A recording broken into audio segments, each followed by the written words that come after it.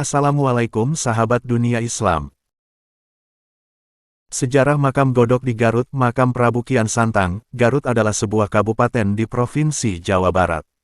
Di Garut terdapat beberapa tempat wisata yang sangat indah yang sangat menarik untuk dikunjungi. Selain beberapa wisata alam yang sangat indah, Garut juga memiliki beberapa tempat wisata budaya yang merupakan peninggalan sejarah masa lalu. Salah satunya adalah Makam Godog. Pada kesempatan kali ini saya akan menginformasikan kepada Anda semua tentang sejarah Makam Godog. Sejarah Makam Godog di Garut. Makam Prabu Kian Santang. Makam Godog adalah sebuah makam yang terletak di lereng Gunung Karacak, tepatnya di Desa Lebak Agung, Kecamatan Karangpawitan, Garut. Makam ini dipercaya sebagai makam Prabu Kian Santang, putra Prabu Siliwangi dari Kerajaan Pajajaran.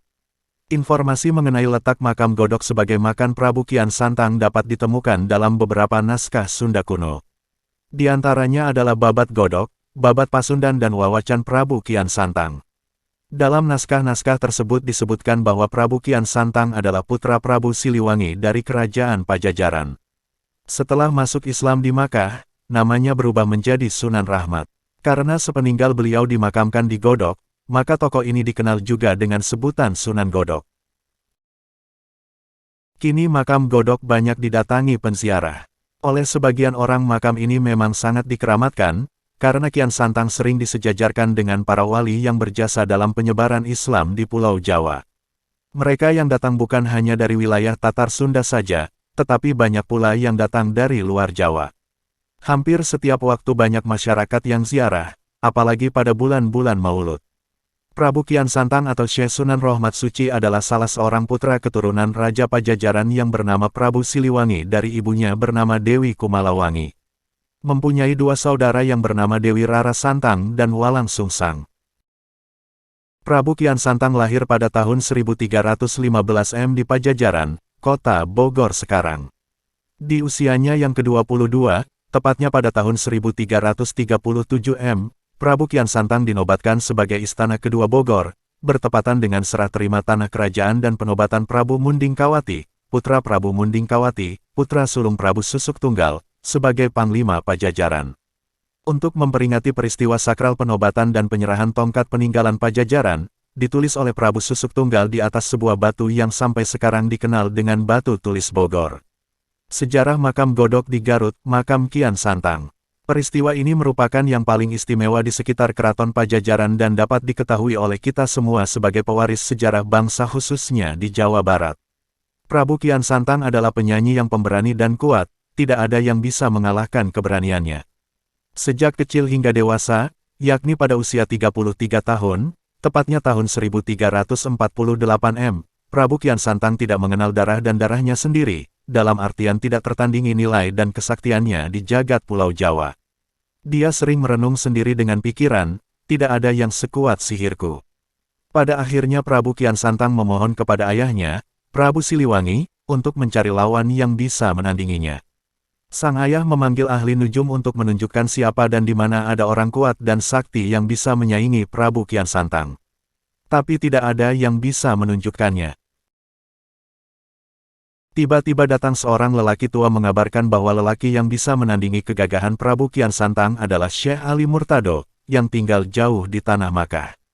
Kemudian orang tua itu berkata kepada Prabu Kian Santang, jika Anda benar-benar ingin bertemu Syekh Ali, Anda harus memenuhi dua syarat. Pertama, harus ada mujasmedi di ujung kulon. Kedua, namanya harus diubah menjadi Galantrang Setra. Galantrang, berani, Setra, bersih, suci. Setelah Prabu Kian Santang memenuhi kedua syarat tersebut, beliau meninggalkan Mekah menuju Tanah Suci pada tahun 1348 M. Sesampainya di Mekah, ia bertemu dengan seorang laki-laki bernama Syekh Ali, namun Kian Santang tidak mengetahui bahwa laki-laki tersebut bernama Syekh Ali. Prabu Kian Santang yang mengganti namanya menjadi Galantrang Setra bertanya kepada laki-laki itu, "Kamu kenal seseorang bernama Syekh Ali?" Pria itu menjawab bahwa dia mengenalnya dan bahwa dia mungkin akan membawanya menemui Syekh Ali. Sebelum pergi, pria itu menancapkan tongkatnya ke tanah tanpa sepengetahuan Galantrang Setra. Setelah berjalan beberapa puluh meter, Syekh Ali berkata, "Wahai Galantrang Setra, saya meninggalkan staf saya di sana, coba ambil dulu." Awalnya Galantrang Setra tidak mau, tetapi Syekh Ali Murtado berkata, kalau tidak mau tentu tidak akan bertemu dengan Syekh Ali. Galantrang Setra harus kembali ke tempat pertemuan, untuk mengambil tongkat. Sesampainya di tempat ditaruhnya tongkat, Galantrang Setra mengeluarkan tongkat dengan satu tangan karena dikira mudah. Di jalan buntu ternyata bilah tidak bisa dilepas dan tidak mengubah apapun. Sekali lagi dia mencoba mencabutnya, tetapi tongkatnya tetap tidak berubah. Untuk ketiga kalinya, Galantrang Setra mencabut tongkat itu dengan sekuat tenaga. Namun bukannya tercabut, kedua kaki Galantrang Setra malah merosot ke tanah dan darah mengucur dari seluruh tubuh Galantrang Setra. Syekh Ali Murtado tahu apa yang sedang terjadi dan datang. Setelah Syekh Ali Murtado tiba, langsung ditarik tongkat sambil mengucapkan bismillah dan dua kalimat syahadat. Staf diangkat dan dengan itu, darah juga menghilang dari tubuh Galantrang Setra. Galantrang Setra heran kenapa darah yang mengalir dari tubuhnya tiba-tiba menghilang dan tubuhnya sehat kembali. Dalam hati dia bertanya, apakah karena apa yang dikatakan lelaki tua itu sebelumnya? Setelah itu, keduanya berangkat menuju kota Makkah. Setelah sampai di kota Makkah, seseorang di jalan bertanya kepada seorang laki-laki yang mirip dengan Syekh Ali Murtado. Kenapa kamu pulang larut malam, Ali? Galantrang Setra kaget mendengar nama Ali. Ternyata laki-laki yang baru ditemuinya itu bernama Syekh Ali Murtado. Setelah Prabu Kian Santang meninggalkan Mekah untuk kembali ke Jawa Pajajaran, ia merantau kemana-mana tanpa mengetahui arah yang dituju, sehingga terpikir untuk kembali ke Mekah lagi. Maka, Prabu Kian Santang kembali dengan niat menemui Syekh Ali dan masuk Islam. Pada tahun 1348 M, Raja Kian Santang masuk Islam, beliau hidup 20 hari sambil mempelajari ajaran Islam. Kemudian ia kembali ke tanah Jawa Pajajaran untuk mengunjungi ayahnya Prabu Siliwangi dan saudara-saudaranya. Sesampainya di Pajajaran dan bertemu dengan ayahnya, beliau menceritakan pengalamannya tinggal di Makkah dan bertemu dengan Syekh Ali Murtado. Di akhir cerita, dia mengatakan bahwa dia telah masuk Islam dan berniat untuk mengajak ayahnya masuk Islam. Prabu Siliwangi kaget mendengar cerita anaknya mengajaknya masuk Islam. Sang ayah tidak percaya, bahkan ajakannya pun ditolak. Pada tahun 1355 M, Raja Kian Santang kembali ke tanah Makkah. Jabatan-jabatan sementara diberikan kepada Galuh Pakuan, kemudian dipegang oleh Raja Angalang.